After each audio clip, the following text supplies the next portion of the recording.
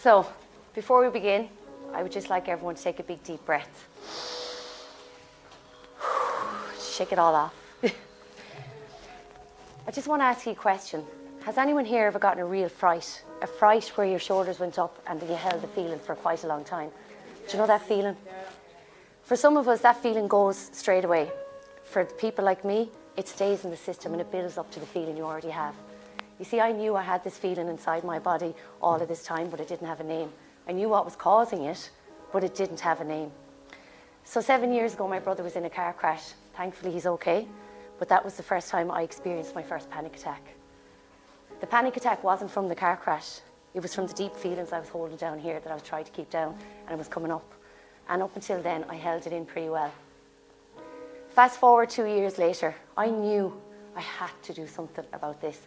Because if a car crash where my brother was fine triggered this, what else was going to trigger? My mum and dad had to die yet. So was I going to keep carrying on, pushing this feeling down all of the time? So fast forward 2 years, I'm in my mentor's office and the two of us are sitting there.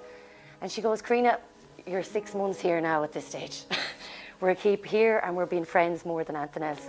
She goes, every time we hit that nerve, you tense up again. She goes, what are we going to do? See, the thing is, my job is fitness. So I was feeding this feeling all of the time with high intensity cardio exercise. Sure, I was great, I was fine, I was positive, I was happy. There wasn't a problem. But every time she hit that nerve, I tensed up and I changed the subject. And it went on for 6 months. So she said, right, we have to do something, Korina. You're going to have to try relax so we can get in deep into the emotions. So she suggested meditation to a high cardio bunny. I said, she will do it for the crack anyway. So I went the next day to meditation. This girl knew me every inside out, every bone in my body. She sent me to this meditation group. I was the only girl under 60 there. She knew if there was anyone my age, I wouldn't relax. So I got into the meditation state, and I have to say, that fire alarm that was constantly going off in my body where I was waiting for a fight or flight response if something was going to happen, I was totally relaxed. I couldn't believe it. So I skipped into our next session the next week, and I said all positive as I usually did, and she had this way of getting into me again. And she said, right, what came up during the meditation? And I said, well, there was this little girl there, and she was going through a field, and she was free, and she was just being herself. And I said, I was at peace watching her.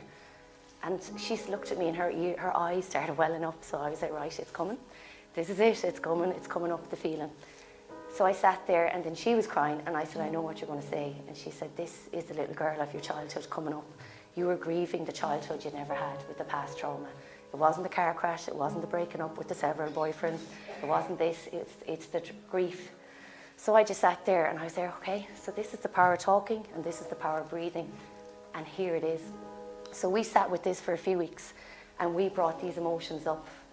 You're probably going to ask what caused this terrible emotions that I buried for so long. You see, my childhood was deadly. I had 5 brothers. It was really, really good. But we went to visit this family member every day. And this family member was my uncle.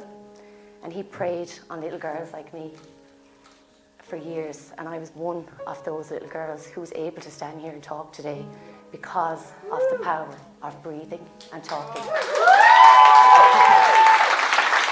Thank you. All right, no,